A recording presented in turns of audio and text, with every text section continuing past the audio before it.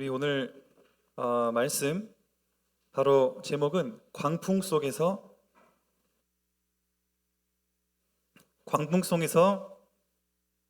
깨진 자만입니다. 제가 최대한 성도님들께 우리 성경 말씀이 입체적으로 우리 단순히 그냥 글자가 아니라 최대한 오감으로 느끼실 수 있도록 제가 참 연구를 많이 하고 있습니다. 오늘도 다양한 사진들이 첨부가 되어 있는데 먼저 제가 우리 여쭤보고 싶은 질문은 내 인생의 주인은 누구이십니까? 라는 질문입니다. 우리가 신앙생활을 오래 하실수록 또 다 안다고 생각할수록 우리가 인생의 주인을 주님으로 삼기보다는 어쩌면 좀 이렇게 가야 되기 때문에 또 읽어야 되기 때문에 뭐 해야 되기 때문에 하는 그러한 어쩌면 타성에 젖은 신앙생활을 할 수가 있습니다.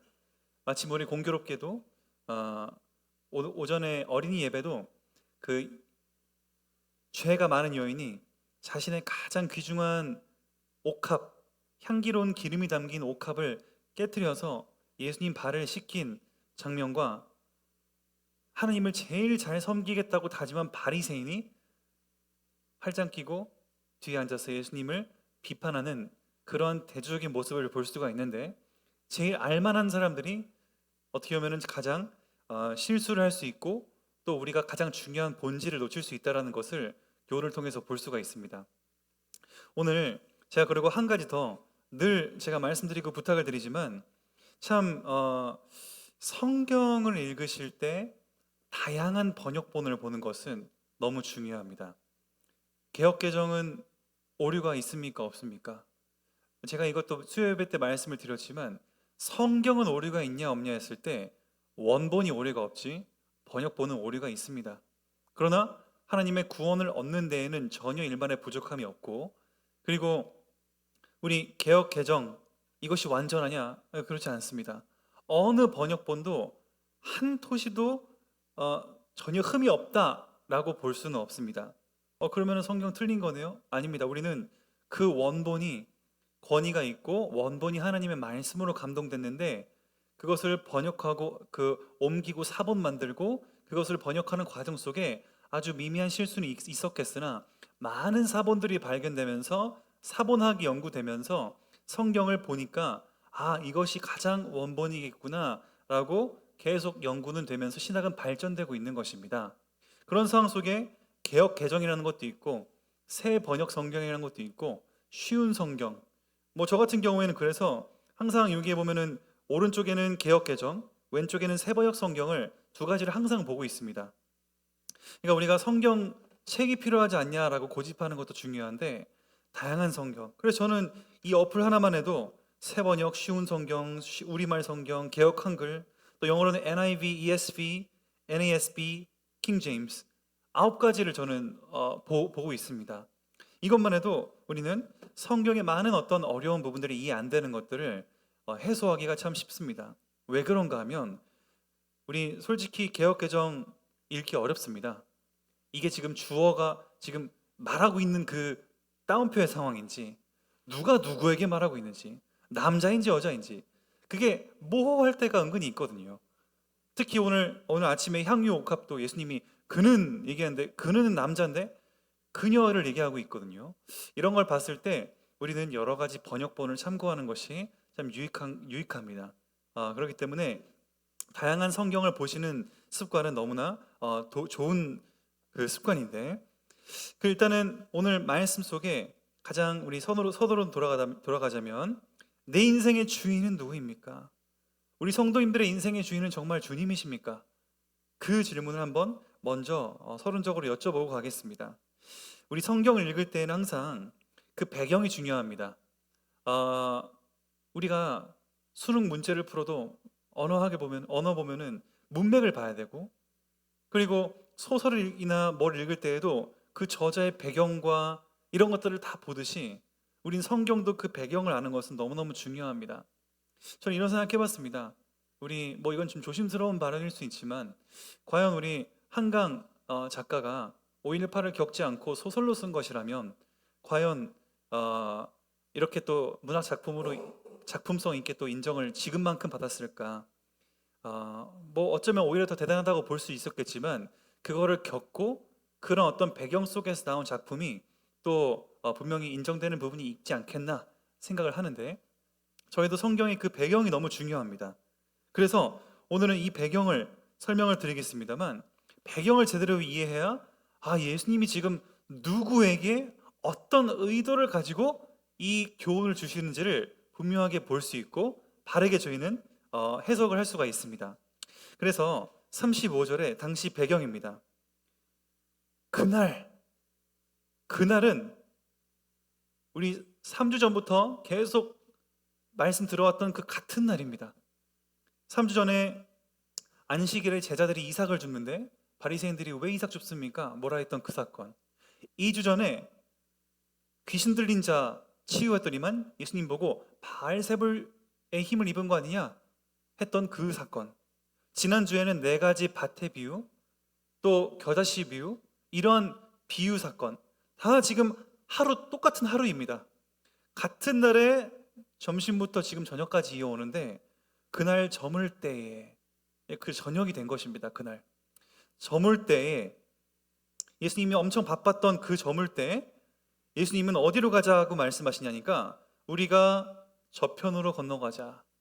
세번역 성경을 보니까 바다 저쪽으로 건너가자.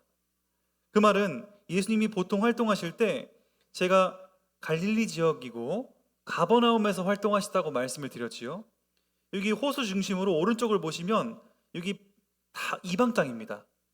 그러니까 예수님은 가버나움 쪽에 사역을 하시다가 저 반대편으로 가자는 것은 이제 이방 땅으로 넘어가자라는 건데, 중요한 것은 이 호수가, 제가 밑에 구글 지도도 첨부해 놨지만 호수인데 Sea of Galilee라고 써 있습니다. 바다라고 불리는 만큼 크다는 겁니다. 그러니까 이게 호수하면은 저희 뭐 백운 호수도 있고 근처에 뭐 있지만 기껏 해봐야 이 동서의 거리가 얼마나 되겠습니까? 1km 될까요? 근데 이 호수는 구글에 의하면 13km가 나옵니다. 제가 그래서 우리 친절하게 여러분의 이해를 위해 인덕원역에서 온 사람교를 한번 그냥 쳐봤는데 13km가 정확히 나오더라고요. 그것을 차 타고 오시지 않았습니까? 노 저으면서 가야 됩니다. 노 저으면서 배 타고 넘어가야 되는 상황입니다. 밤새 아마 걸렸겠지요. 걷다가 광풍까지 만난 것입니다. 그렇게 긴 방향을 가야 되는데, 중요한 것은 36절에 보니까 큰 광풍을 만나게 된 것입니다. 자, 그럼 우리가 이런 사건을 볼 때 과연 제자들이 광풍이라는 것, 광풍이 뭡니까? 한자 그대로 보면은 미친 바람 아닙니까? 엄청나게 강한 바람, 미친 바람이 왔는데, 중요한 것은 이것을 처음 겪었냐는 겁니다. 예수님이 지금 함께 가다가 광풍이 일어나는 게 영 처음 있는 일인가? 그게 아닙니다. 이것은 갈릴리 호를 보면은 해발 마이너스 212.1m라고 써 있습니다. 이 말은 일반 땅보다 200m 떨어져 있다는 겁니다. 여러분, 기압은 낮아질수록 더 강해지지요. 높은 산에 올라갈수록 기압은 떨어집니다. 저도 예전에 가족들이랑 같이 스위스 알프 산맥에 올라간 적이 있는데, 융프라우라고 하는 정상에 갈 때는 기차 타고 갑니다. 열차 타고. 저 끝까지 올라가면 엄청 오래 올라갑니다. 워낙 높으니까. 딱 내리니까 몇 걸음 안 돼서 우리 다 봤습니다. 어떤 여자가 걸어가다가 픽 쓰러지더라고요. 그냥 갑자기 기절합니다. 그만큼 고산병에 걸려서 고생하고, 저도 이거 정신 똑바로 안 붙잡으면 나도 기절하겠구나 싶을 만큼 막 두통과 저도 고생을 한참 했던 기억이 있습니다. 근데 그만큼 낮으니까 기압이 더 세고, 그러면서 이게 막 열이 더 쌓이는 단열 압축 효과라고 하는 것들이 일어나는 상황이라고 합니다. 그리고 구글 지도 보시면 아시겠지만 주위가 다 뭡니까? 산지입니다. hill, 이 언덕과 산지들이 가득하기 때문에 가둬진 겁니다. 열도 심지어 빠져나갈 구멍이 없는 완전히 가둬진 이 분지 형태. 바람도 안 통하지요. 거다가 동쪽에는 지금 사진에는 없지만 골란 고원이라고 해서 1000m나 높고, 그 북쪽에는 헤르몬산 2800m 만년설이 있는 산이기 때문에 저녁이 되면은 그 냉기가 샥 오면서 낮은 기압으로 샥 몰려드는 겁니다. 차가운 바람이. 그러니까 거기에는 아주 뜨거운 열과 이런 것들이 쌓여 있고 위에서부터 내려오는 그 찬바람이 만나서 어떻게 됩니까? 광풍이 아주 자주 일어나는 것입니다. 예수님이 근데 움직이셨을 때가 한낮 더울 때가 아니라 그날 저물 때였다. 이러한 사실이 우리에게 굉장히 입체적으로 좀 상상을 하면서 우리 성도 여러분들이 들어보셔야겠습니다. 그러면 자, 예수님께서 제자들아 저쪽 건너가자 했을 때 제자들은 이것을 알았겠냐 몰랐겠냐가 중요한데, 중요한 것은 갈릴리 사람들이라고 하면은 너무 잘 알았다는 것이죠. 너무 이런 상황이 익숙한 겁니다. 아주 습하고 습식 사우나 마냥 거기다가 막 광풍 바람이 세게 부는 것 너무 잘 알았다는 것입니다. 근데 중요한 것은 그 배의 구성원들이 더 중요합니다. 오늘 말씀의 가장 중요한 배경에 이해되는 것은 그 구성원들입니다. 12제자 중에 11명이 갈릴리 출신입니다. 말씀드렸듯이 너무 이 광풍이 일어날 법한 사건과 이 지역에 대한 이해가 아주 잘 돼 있었던 사람들입니다. 가롯 유다만 저 밑에 유다 출신 사람이고 나머지는 다 갈릴리입니다. 이런 거 보면은 왜 가롯 유다가 이 회계를 맡은지 아시겠지요? 갈릴리 시골 촌에 있는 사람들보다는 그래도 도시에서 지식인으로 있던 가롯 유다가 회계를 맡는 게 합당하겠다 싶어서 아마 회계를 맡긴 것 같습니다. 근데 어찌됐건 나머지들은 다 11명은 갈릴리 출신이고 심지어 그 11명 중에 4명은 베테랑 어부 출신입니다. 이 갈릴리 호에서 어업을 하던 사람들이었습니다. 제가 무슨 말씀 드리는지 아시겠습니까? 이 광풍, 지금 예수님이 지금 저쪽 건너가셨을 때 그 상황을 정확하게 아는 사람들이었다는 겁니다. 베드로, 그리고 베드로 남동생 안드레, 그리고 야고보랑 또 야고보 남동생 우리 요한, 4명은 예수님 걱정 마십시오. 좀 오래 걸리긴 하는데 뭐 가면 됩니다. 우리들이 다 베테랑들입니다. 걱정하지 마십시오 하고 아마 갔겠지요. 그런데 중요한 것은 광풍을 만난 겁니다. 광풍도 자주 만나던 건데 중요한 것은 37절에 보니까 큰 광풍을 만난 겁니다. 광풍은 자주 있었다고 말씀드렸습니다. 근데 큰 광풍을 만났다. 광풍 중에서도 너무 커서 감당이 안 되고 물결이 배에 부딪혀 들어와서 배에 가득하게 됐다. 근데 38절에는 예수께서는 고물에서 베개를 베고 주무시고 계셨습니다. 밑에 사진을 보십시오. 고물은 배 뒷부분인데 예수님이 베개를 베고 주무시고 계십니다. 지금 예수님은 하루 종일 사역하느라 고생하시고 안식일날 시작하신부터 시작해가지고 고생 많으시니까 잠을 좀 주무셔야 되는데 광풍이 일어나는데 제자들은 막 두려워 떨고 있는데 예수님은 베개 베고 주무시고 계시다는 사실이죠. 어떻게 생각하십니까? 그때 제자들은 예수님에게 뭐라고 하십니까? 38절에 보니까 제자들이 깨우며 이르되 선생님이여 이렇게 얘기합니다. 선생님이여, 주님이 아닙니다. 아직 선생님, 우리가 죽게 된 것을 돌보지 아니하시나이까? 이렇게 물어보는 것입니다. 예수님에게, 제자들에게 예수님은 아직 선생님이었고 당시 유대인들은 다 똑같이 예수님을 어떻게 이해했냐? 그저 먹이고 오병이어 막 일으키시고 또 치유하고 다양한 이런 비유적인 가르침들을 주시는 좋은 윤리 선생님이구나 정도였습니다. 아직 내가 그리스도인 것을 아무에게 알리지 말라라고 하셨기 때문에 예수님이 메시아인지를 제자들도 정확하게 지금 모르는 이 상황이었습니다. 그런데 그렇게 윤리적인 예수님께서 제자들을 살피지 않고 심지어 사회적 어떤 직업군으로 보면 예수님은 뭐였습니까? 목수 아니었습니까? 카펜터. 목수였기 때문에 별로 배에서는 도움이 그닥 안 되는 이러한 예수님이었습니다. 근데 예수님은 지금 이렇게 제자들 먹이고 입히고 했던 분이 우리가 지금 죽게 생겼는데 어떻게 예수님은 베개 베고 주무시고 계시냐라는 제자들의 그 의심이 든 것이지요. 베테랑들의 할 수 있다라고 했던 자만이 깨진 것입니다.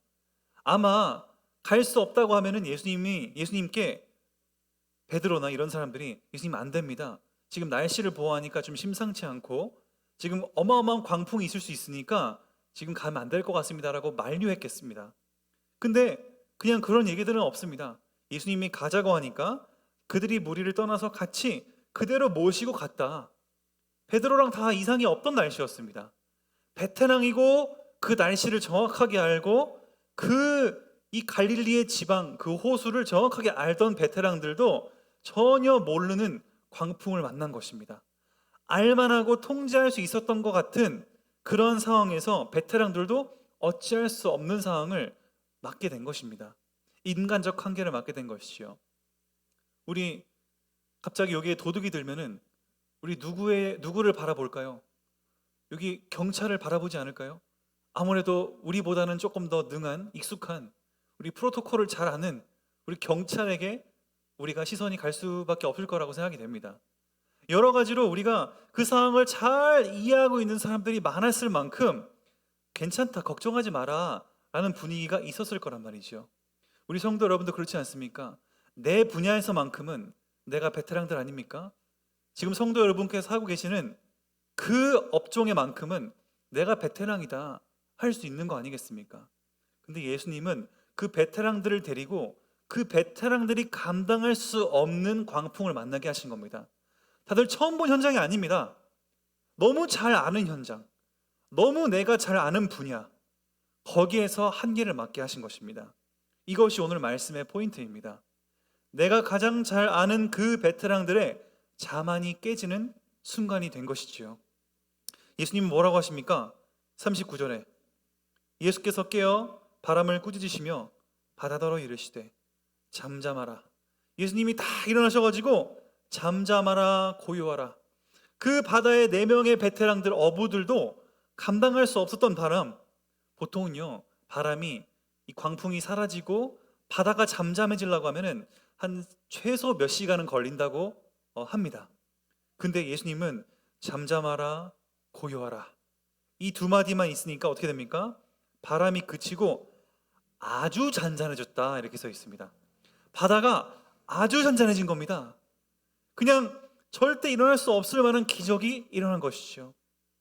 예수님은 이때 뭘 보여주신 겁니까?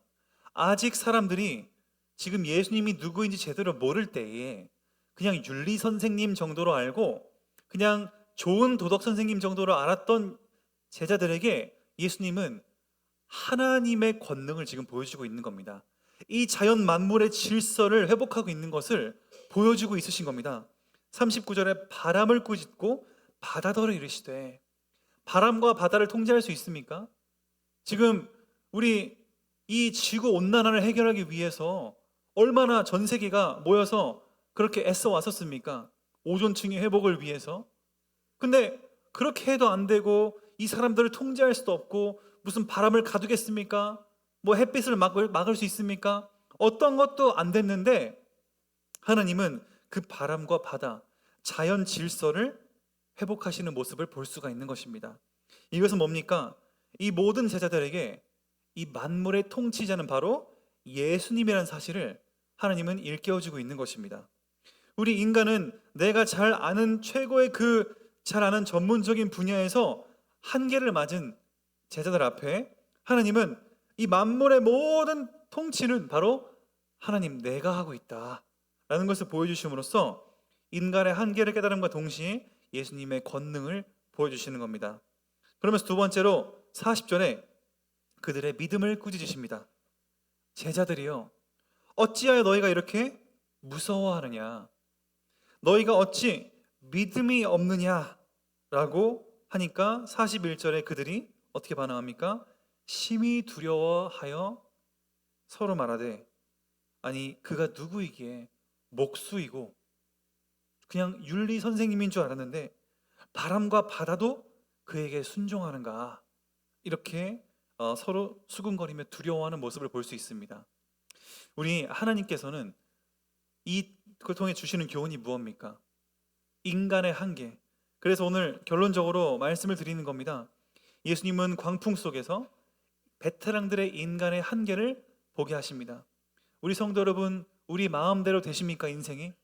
더 나아가 내 인생은 그렇다 치더라도 우리 후대들의 인생, 자녀들의 인생, 내 마음대로 되십니까?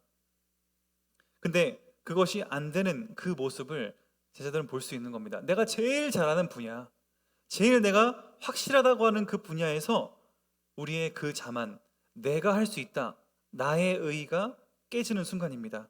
우리도 우리의 의, 우리의 자만이 깨질 때 비록 예수님이 주인 되실 수 있는 줄을 믿습니다.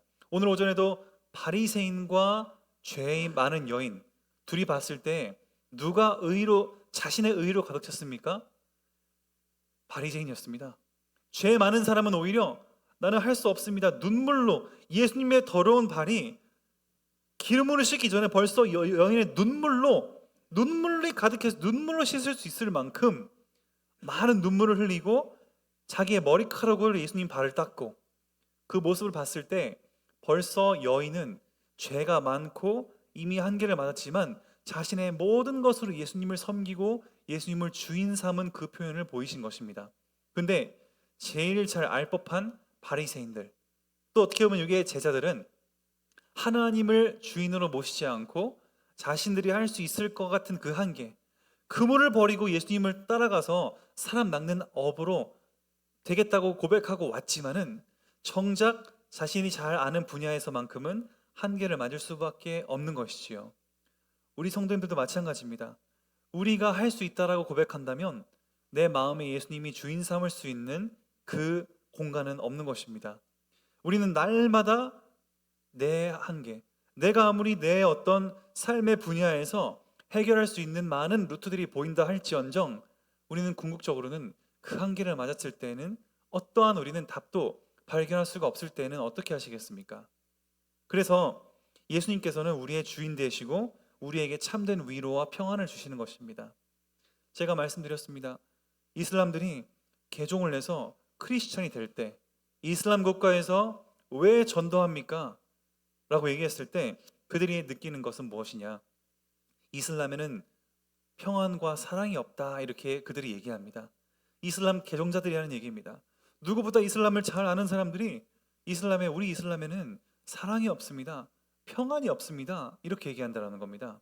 근데 하나님을 만나고 나니 예수님을 믿고 성경을 보다 보니까 우리가 세상이 줄 수 없는 사랑과 평안이 있다라고 고백을 한다는 것입니다.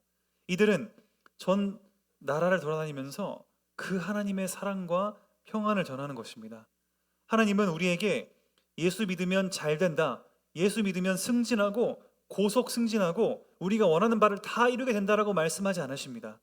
예수님은 우리에게 세상이 줄 수 없는 평안, 지금도요 우리 청년 수련회 때 또 중요한 키워드들도 나누겠지만은 우리 성도 여러분께서 청년의 입장이라고 생각해 보셨습니까? 일론 머스크가 2030년에 지금으로부터 4년 뒤에는 현재 직업군의 80%는 자동화될 것이다, AI에 대체될 것이다 라고 얘기했습니다. 일론 머스크 정도 되는 분의 얘기라면은 아마 그냥 흘려보내지는 않을 것이라고 봅니다. 벌써 저도 말씀을 드렸지만은 저는 심심할 때마다 제미나이의 AI를 통해서 영어로 대화하고 제가 맞는 주제를 던지고 제가 시원할 만큼 속 시원한 대화들을 합니다. 영어 학원 다닐 필요가 없이 저는 정말 AI가 훨씬 더 내가 원하는 그 수준에 맞게끔 정확하게 더 제공을 해주기 때문에 이제는 학원도 위기가 아니겠는가. 예전에는 제가 필리핀 사람이 싸니까 월 얼마를 주고 화상 전화를 하고 그랬는데 그것보다 훨씬 뛰어난 인터넷 연결 끊김도 없지요. 그랬습니다. 제가 이번에 필리핀 선교 갔을 때 통역자가 갑자기 좀 중요한 어떤 그런 대외적인 일로 인해서 1시간을 비워야 된다는 겁니다. 제가 처음 그 강의하는 그때에 통역자가 잠깐 빠져야 된다는 겁니다. 제가 그때 영어로 강의를 할까 아니면은 어떻게 해야 될까 고민하다가 하나님께서 그래, 우리 이들이 놀랄 만한 새로운 시도를 해보자. 그래서 뭘 했냐면 AI로 직접 통역을 하는 것을 보여줘야겠다. 우리 문명의 발전과 센세이션, 제가 그래서 폼 열심히 잡고 왔습니다.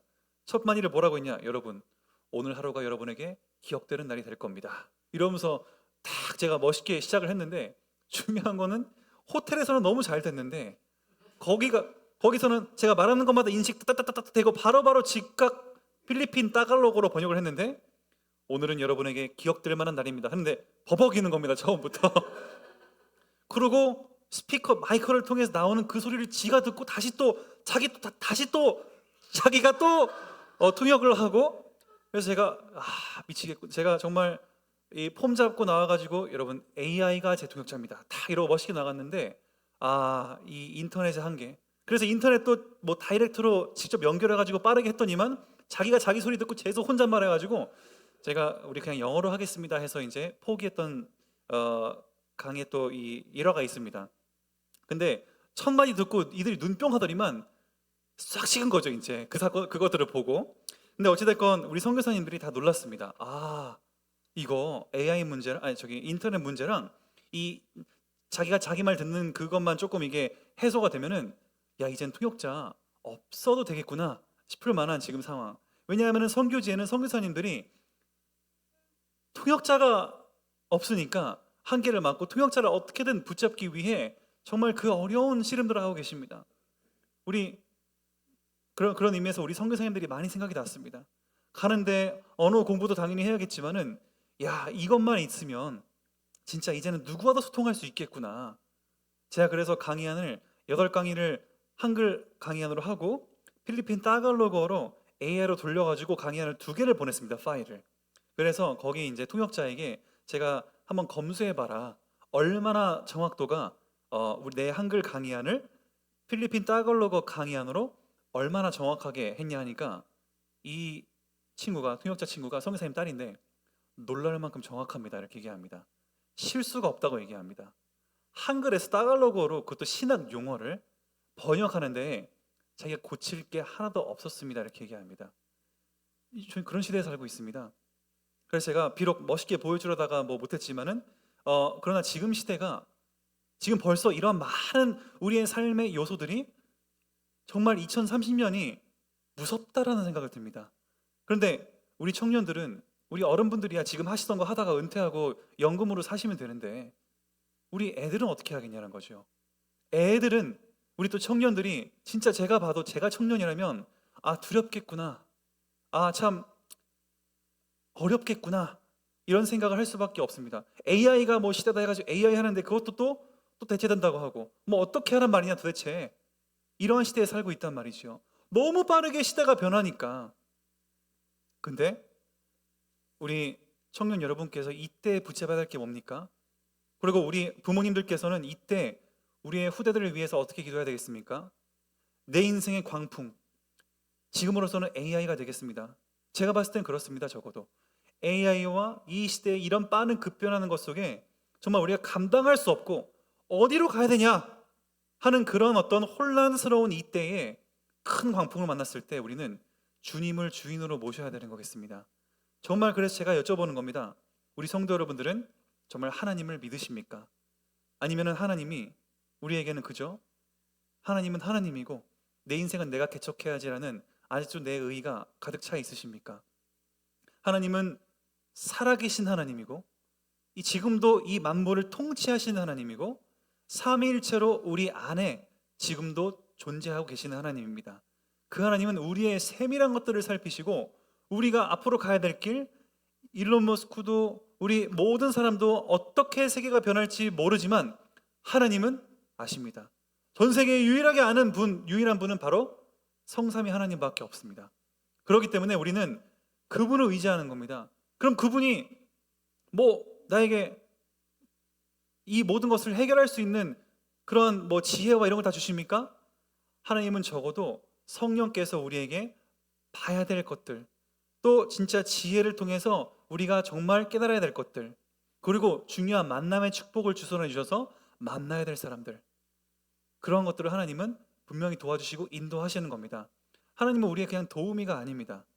하나님은 우리 인생의 광풍 만났을 때, 주무시고 계실 때 그냥 좀 물 흘러 들어오면 목수처럼 뚝딱 해가지고 빈 거 그냥 메꾸고 하는 정도의 수준이 아닙니다. 예수님은 바다를 잠잠하게 하고 바람을 잠잠하게 하시는 만왕의 왕이시고 만유의 통치자라는 사실을 우리가 잊으면 우리는 평생 신앙생활하면서 신앙의 발전이 아마 없으실 수가 있습니다. 하나님을 참되게 주인으로 모실 때 정말 바람도 바다도 잠잠하게 하실 수 있는 그 권능이 우리 안에 계신 예수님으로 인해서 나온다라는 사실을 우리가 믿으실 때 하나님은 우리에게 반드시 역사하실 줄을 믿습니다. 내가 만나게 된 게 아닙니다. 부모님이 연결시켜 준 게 아닙니다. 부모님의 재물로 우리가 우연히 좋은 학교를 간 게 아닙니다. 내가 가고 싶은 학원 간 게 아닙니다. 여러분이 뭐 좋은 백으로 이렇게 우연히 만나게 된 게 아니라 살아계신 하나님께서 우리에게 인도하고 있다는 사실을 믿으실 때 우리는 그 세밀한 인도를 보게 될 줄을 믿는 것입니다. 그것을 우리는 믿어야 되고 그것을 우리는 후대에게 교육해야 되는 것입니다. 그래서 우리 결론에 성도님들에게 예수님은 누구이십니까? 참되게 주인이십니까? 아니면 제자들처럼 아직은 선생님 정도의 수준이십니까? 예수님은 만물의 통치자이심을 우리에게 나타내시고 내가 하나님을 정말 믿는가에 대한 질문입니다. 그러면은 두 번째로 예수님을 믿는다면 우리가 할 역할은 무엇입니까? 예수님처럼 바로 질서 회복입니다. 예수님은 자연이 무질서하고 혼란 때에 그것을 무질서를 질서로 회복하셨듯이 우리의 각 삶의 영역에서 정치면 정치, 경제면 경제, 업이면 업, 가정이면 가정, 내 개인이면 개인, 그 모든 삶의 영역에서 무너진 질서를 바른 질서로 회복하는 우리의 삶이 되는 것입니다.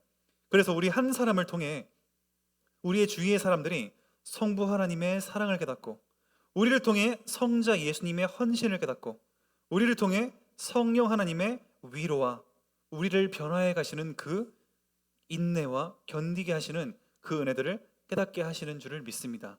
이러한 축복이 우리 귀한 성도인들의 삶을 통해 아름답게 나타나기를 예수 그리스도 이름으로 성삼위일체 하나님의 이름으로 축복을 드립니다. 기도하겠습니다. 하나님 감사합니다. 우리 인생에 다 컨트롤할 수 있을 것 같은 그런 바다 앞에 제자들은 감당할 수 없는 큰 광풍을 만났는데 이것이 마치 지금 우리의 삶과 별반 다를 것이 없는 것입니다. 하나님, AI 시대와 격동의 시대 속에 우리는 어찌할 바를 모를 수 있는 불안의 시대에 바로 만물의 통치자이신 예수님, 성삼위일체 하나님을 의지하게 하시고 그분이 참되게 우리의 주인이자 단순 선생님이 아닌 참된 주인으로 우리 안에 거하게 해 주시옵소서. 예수 그리스도 이름으로 감사하며 기도드립니다. 아멘.